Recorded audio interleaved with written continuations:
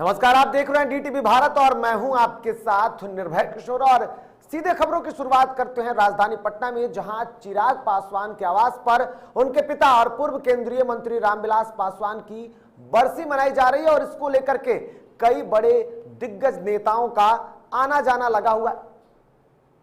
और ऐसे में कई दिग्गज नेता जो हैं वो अपने दिवंगत नेता को श्रद्धांजलि देने पहुंचे। इस दौरान कई बड़े नेता, जिसमें अगर बात करें तो इसको लेकर के, इस कार्यक्रम को लेकर के पूरी तैयारी की गई थी।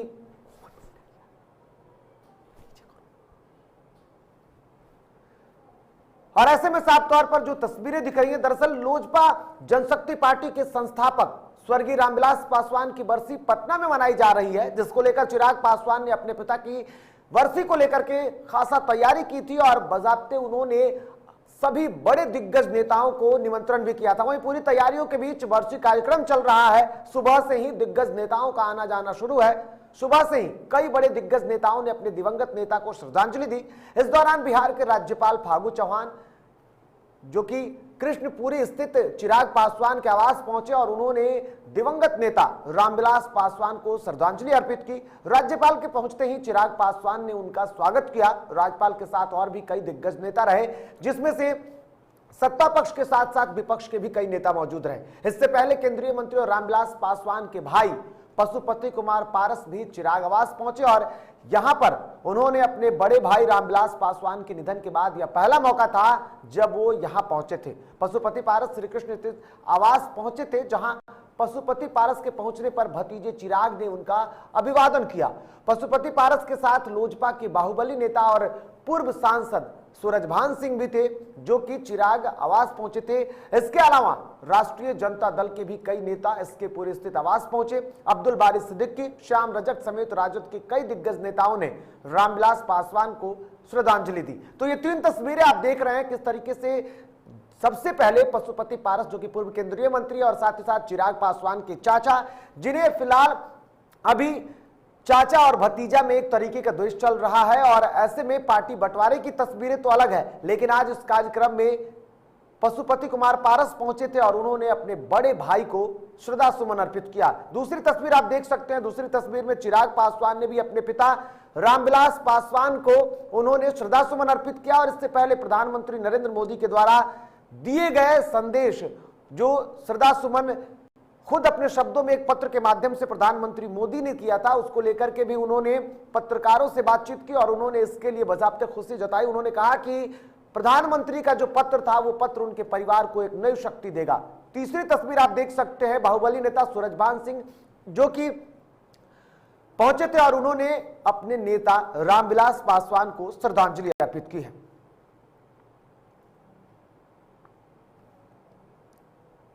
इधर बिहार में नेता प्रतिपक्ष तेजस्वी यादव द्वारा रघुवंश प्रसाद सिंह और रामविलास पासवान को लेकर की गई मांग, यानी कि मुख्यमंत्री नीतीश कुमार को उन्होंने पत्र लिखा और उस पत्र पर अब भाजपा के वरिष्ठ नेता और राज्यसभा सांसद सुशील मोदी ने भी समर्थन किया है। तेजस्वी यादव ने बिहार के मुख्यमंत्री नीतीश कुमार को पत्र लिखकर मांग की है कि राज्य में रघुवंश प्रसाद सिंह और दिवंगत नेता रामविलास पासवान की आदमकद प्रतिमा स्थापित की जानी चाहिए। इसके साथ ही तेजस्वी ने मांग की है कि इन दोनों नेताओं की जयंती और पुण्यतिथि को राजकीय सम्मान घोषित किया जाना चाहिए, जिसको लेकर के सुशील मोदी ने भी तेजस्वी की मांग का समर्थन करते हुए कहा है कि रामविलास पासवान जो है वो एनडीए के शिल्पी थे।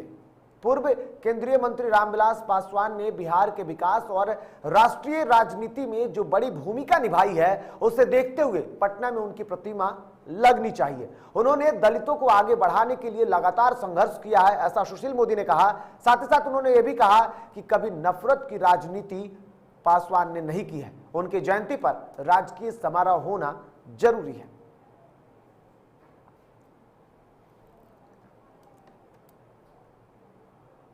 इधर जिंद रैली में नीतीश कुमार की अनुपस्थिति पर अब सियासत गर्म हो गई है। ऐसे में बीजेपी ने विपक्ष पर जोरदार हमला किया है। पार्टी के प्रदेश प्रवक्ता डॉक्टर राम सागर सिंह ने ओम प्रकाश चौटाला के बयान पर कड़ी आपत्ति जताते हुए पलटवार किया है। भाजपा प्रवक्ता के अनुसार साहस तो जेल और बेल वालों में होती है। नीतीश कुमार ना तो जेल गए हैं और ना ही बेल गए हैं। ऐसे में नीतीश कुमार को जिंद जाने का साहस कैसे मिलता?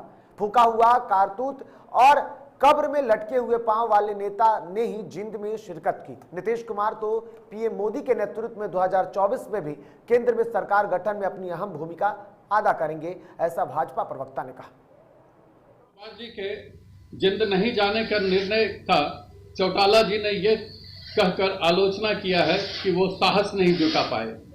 साहस तो चौटाला जी जेल जाने के बाद आता है ना लोगों में, या जेल और बेल वाले लोगों को आता है। केस होने के बाद साहस आता है। अभी नीतीश जी के ऊपर केस नहीं हुआ है, जेल नहीं गए हैं, इसलिए जिंद में शामिल होने का निर्णय का साहस नहीं ले पाए हैं। दूसरी बात, वहाँ जितने लोग भी जुट रहे हैं, तीसरा मोर्चा की कवायद कर रहे हैं, वो सारे फूके हुए कारतूस हैं। उन कारतूसों के बीच ये जिंदा कारतूस का क्या काम था? इसलिए उनके नहीं जाने के निर्णय का भारतीय जनता पार्टी स्वागत करती है और उनके राजनीतिक परिपक्वता का अभिनंदन करती है। तो बिल्कुल जिस तरीके से पहले बिहार और फिर बंगाल में तीसरे मोर्चे की बात की जा रही थी और अब ऐसे में यूपी चुनाव से पहले भी एक नई सियासत शुरू हो गई है और इसकी शुरुआत की उम्मीद की जा रही थी, लेकिन मुख्यमंत्री नीतीश कुमार ने प्रदेश में कोरोना संक्रमण कहें या इसके साथ साथ एईएस और फिर अब जो बुखार चला हुआ है इसको लेकर के उन्होंने अपनी असहमति जताते हुए जाने से इनकार कर दिया, जिसके बाद एक बार फिर से सियासत शुरू हो गई है जिसको बीजेपी का समर्थन मिला है। फिलहाल बढ़ते हैं आगे और अब बात मुंगेर की करते हैं। मुंगेर के कोड़ा मैदान स्थित कुशवाहा मार्केट में शनिवार शाम हनुमान जी की मूर्ति स्थापना को लेकर दो पक्षों में जमकर हंगामा हुआ। यह मूर्ति मंदिर के लिए छोड़े गए जमीन पर स्थापित किया जा रहा था। घटना की सूचना मिलते ही कासिम बाजार पुलिस एवं सदर सीओ घटनास्थल पर पहुंचकर हंगामा कर रहे लोगों को समझा बुझाकर शांत कराया।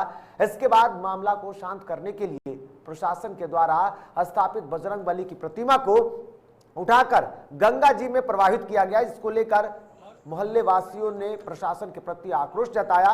मोहल्ले वासियों ने बताया कि स्वर्गीय रामविलास मंडल के द्वारा कुशवाहा मार्केट कॉलोनी बसाते वक्त वहां एक कट्ठा जमीन कॉलोनी के बीचों बीच मंदिर के लिए छोड़ा गया था। उसी जमीन पर पूरे कॉलोनी वासी के द्वारा बजरंगबली की मूर्ति बैठाई जा रही थी, लेकिन स्थानीय दबंग रोहित कुमार और बाकी अन्य लोगों के द्वारा इसका विरोध किया गया। रैयती जमीन पे कुछ असामाजिक तत्वों के द्वारा बजरंगबली का एक मूर्ति रख दिया गया था और इसको मंदिर का स्वरूप देने का प्रयास किया जा रहा था, जिसको कि अभी हटवा दिया गया है। जमीन का यहाँ पे कोई विवाद नहीं है। जमीन जो बिक्री किया गया है वो उसमें 12 फीट का रास्ता दिखाया गया है केवाला में और 12 फीट का रास्ता क्लियर है। इधर पूरे बिहार के समस्त नगर कर्मियों के कर्मचारी 12 सूत्री मांगों को लेकर पिछले 7 दिनों से अनिश्चितकालीन अनशन पर है।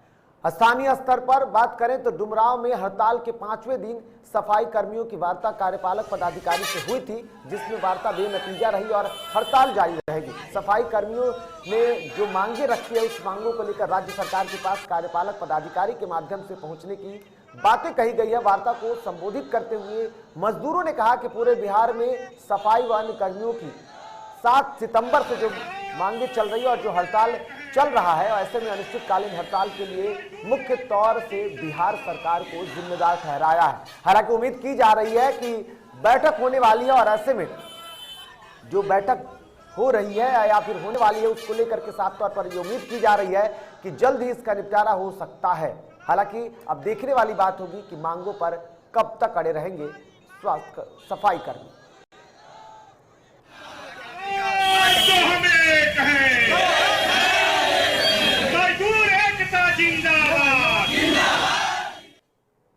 इधर बिहार में इस समय वायरल बुखार का प्रकोप जारी है। बच्चों को यह बीमारी बड़ी तेजी से अपनी चपेट में ले रही है। स्वास्थ्य विभाग ने बच्चों में होने वाले बुखार को लेकर सभी जिलों को अलर्ट कर दिया है। बिहार स्वास्थ्य विभाग के मुताबिक अब तक इस वायरल बुखार की चपेट में आए 395 बच्चों में से 13 बच्चों ने विभिन्न बीमारियों के कारण दम तोड़ दिया है। अगर बात पिछले दिनों की करें तो पिछले 1 दिनों में 3 बच्चों ने भी दम तोड़ दिया। दरअसल पटना एम्स के डॉक्टर और कई कर्मी भी अब इस संक्रमण की चपेट में आ गए हैं, जिसके बाद स्थिति और भी नाजुक होती जा रही है।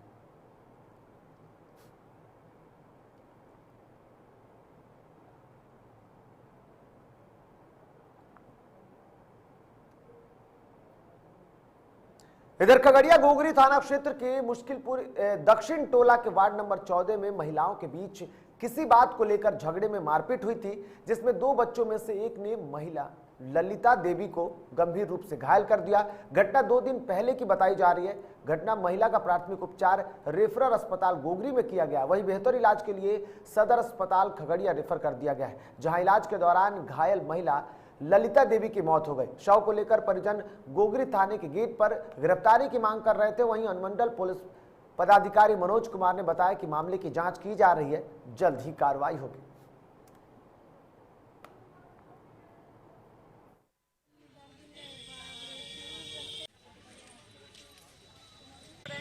पैसा मंगल सर कल के 10 टकिया में की पैसा 300 रुपया छे कहलिए जैसे दे हम बच्चा के दवा दिले पूछलक हमरा की उ छोरी कोर मल्ला लेलके हे बेटी रानी हम कहलिए की उ लेलके लड़का मोती वाला लेते रहे जब गल्ला देखा के दलकै सर कहलकै की एकर मां हमरा गाड़ी दिया लगले चल पुरवावे ले कहलिए गे दीदी नहीं कुछो हम बोलल छी वह बोलले कोन मोती लेलिए कहलिए वह गल्ला वाला लेलके ललका मोती गाड़ी दिया लगले हमरा कहलके चल छिन रहिया त उमा ये चीज हमरा ले कहले सर ई बोलले ओकर बेटी कि गे मां बोले रहो कि मंगलसूत्र लेलके गाड़ी दिया लगले सर बस ओइले सब जीव मारे लगले एकरा झट्टा पकड़ पक्की पर बाजार देलके कतो छोड़बे रहिए नहीं छोड़े रहे। दिनांक 10 को 9:21 को संध्या में ललिता देवी और उसके पड़ोसी के बीच में आपस में वाद विवाद हुआ था। इसी क्रम में ललिता देवी के जख्मी होने की सूचना है, लेकिन उनके द्वारा उनके परिजनों के द्वारा थाने में कोई सूचना नहीं दिया गया था। पहले वे लोग प्राइवेट में इलाज करवाए, उसके बाद गोगरी अस्पताल में इलाज कराते हुए सदर अस्पताल खगड़िया गए, वहाँ से रेफर कर दिया गया तो बेगूसराय में निजी नर्सिंग होम में इलाज के क्रम में उनकी मृत्यु। और यहाँ वक्त हो चला एक छोटे से ब्रेक का, जल्द लौटते हैं, बने रहिए डीटीवी के साथ।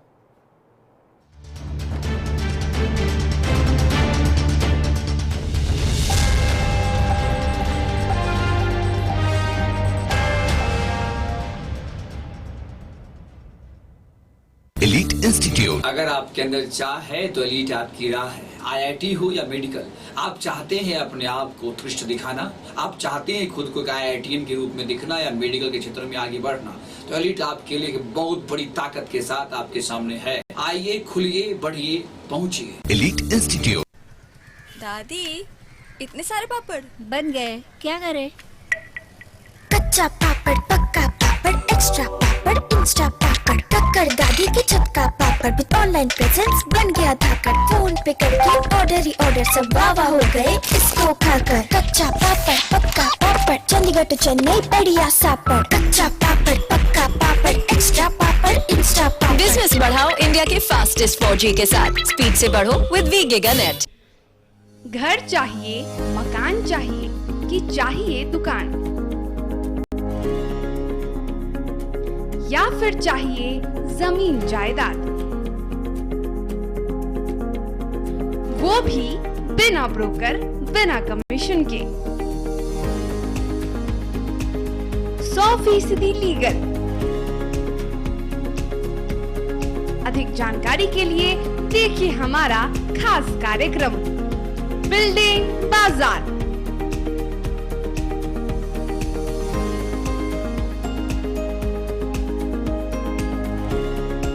Finance expert engineer Madan Gupta के साथ सिर्फ DTV भारत पर, शनिवार और रविवार रात 8:30 बजे।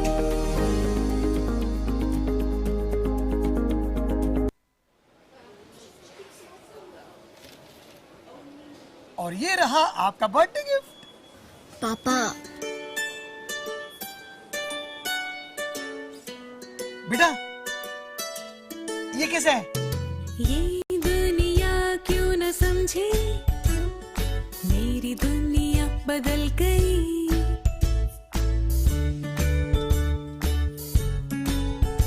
और ये देखो पीहू,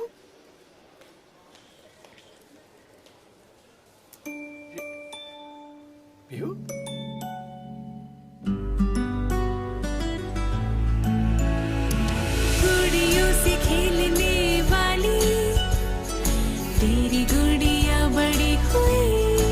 बच्चे कब बड़े हो जाते हैं पता ही नहीं चलता। थोड़ा बड़प्पन दिखाइए। रहो सेफ सैनिटरी पैड से खुद को स्वस्थ और सुरक्षित रखने में इनका साथ निभाइए। सर छुट्टी चाहिए थी। क्यों? गांव के सारे घर कच्चे थे, बाढ़ में ढह गए। मेरा भी। Good morning sir. देखिए, बुनियाद भी पक्की, आपका नया घर भी पक्का, सालों साल चलेगा सर। ठीक है, ले लो छुट्टी।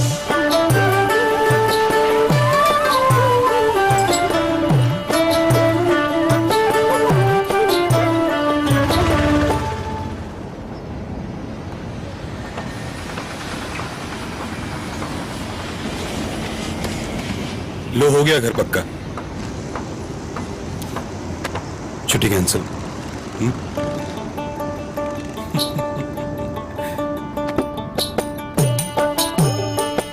सच्ची खुशी वही होती है जिसकी बुनियाद दूसरों की खुशी में हो।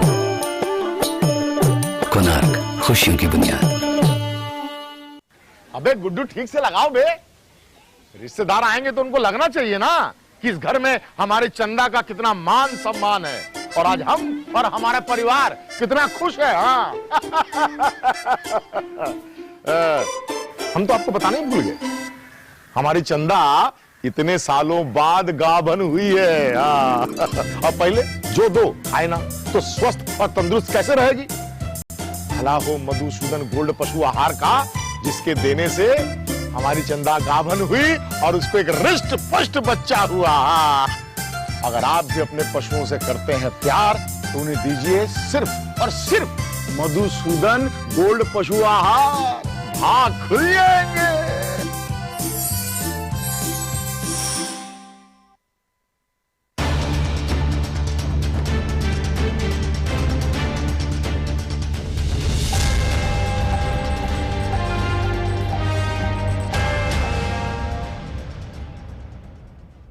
ब्रेक के बाद एक बार फिर से आप सभी का स्वागत है। तो बढ़ेंगे आगे और अब बात औरंगाबाद की करेंगे।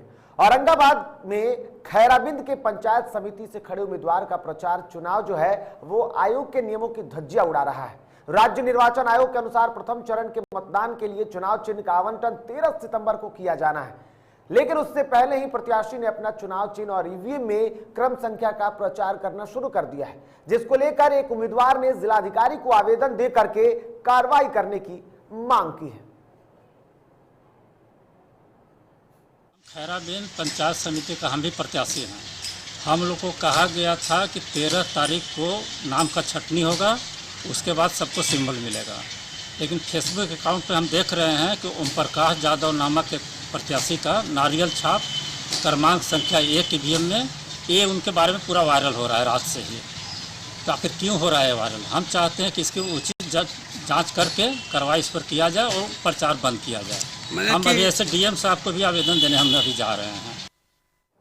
इधर नालंदा में उत्पाद विभाग की टीम ने रविवार को पहले सुबह चोरसुआ बकरा गांव में गुप्त सूचना के आधार पर छापेमारी करते हुए ट्रक से भारी मात्रा में विदेशी शराब बरामद किया है, जिसकी कीमत लाखों रुपए बताई जा रही है। उत्पाद और निरीक्षक रश्मि आनंद ने बताया कि पंचायत चुनाव में खपाने के लिए पावापुरी ओपी थाना क्षेत्र के चोरसुआ बकरा इलाके में ट्रक से तहखाने में शराब को छुपाकर लाया गया था।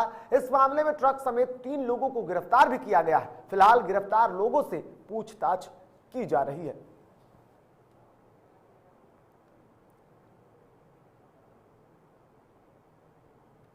चोसुआ एक जगह है जहाँ पर हम लोग को छापामारी किए थे। गुप्त सूचना हम लोग को मिली थी। हम लोग के अधीक्षक महोदय के हिसाब से मतलब उनके ही फोन पर सूचना आई थी कि ऐसा ऐसा है, ये ट्रक जा रही है, झारखंड निर्मित शराब है इसमें। अच्छा, कितने की शराब होगी? लाखों की। अब वो तो पूरा एस्टिमेट निकलने के बाद ही पता चल पाएगा। इधर बगहा के नगर थाना क्षेत्र के खरपोखरा में पुलिस ने एक दुकान से देशी पिस्टल बरामद किया है। पिस्टल बरामद मामले में पुलिस ने पूर्व उप प्रमुख जयप्रकाश सिंह समेत 3 लोगों पर प्राथमिकी दर्ज की है। प्राथमिकी दर्ज कर पुलिस ने मामले की तहकीकात शुरू कर दी है। ग्रामीणों की सूचना पर पुलिस ने पहुंचकर यह बड़ी कार्रवाई की। पिस्टल बरामदगी के मामले को लेकर पुलिस पंचायत चुनाव से जोड़कर भी देख रही है।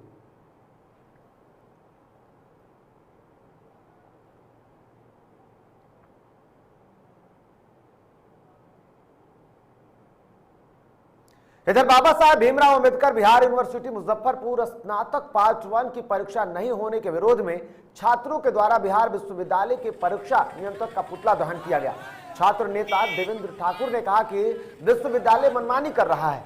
2 वर्ष बीत जाने के बाद भी अभी तक स्नातक पार्ट 1 की परीक्षा नहीं हुई है। परीक्षा नियंत्रक का छात्रों पर कोई ध्यान नहीं है। अगर हालात में सुधार नहीं हुआ तो उग्र आंदोलन और करेंगे।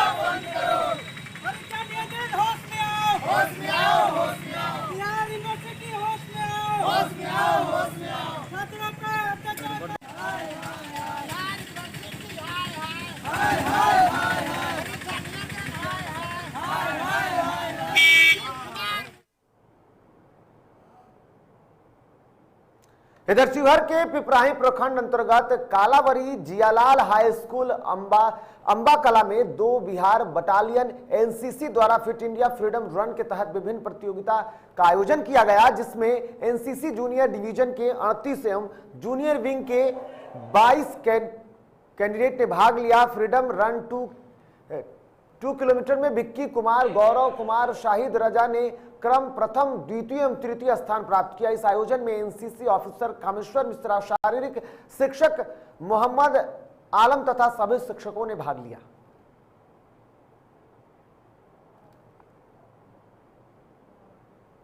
इधर रविवार को जमशेदपुर पूर्वी विधानसभा क्षेत्र के शास्त्री नगर के लोगों के लिए नगर विकास विभाग और विधायक निधि के फंड से करीब 4.25 करोड़ की योजनाओं का सौगात दिया गया।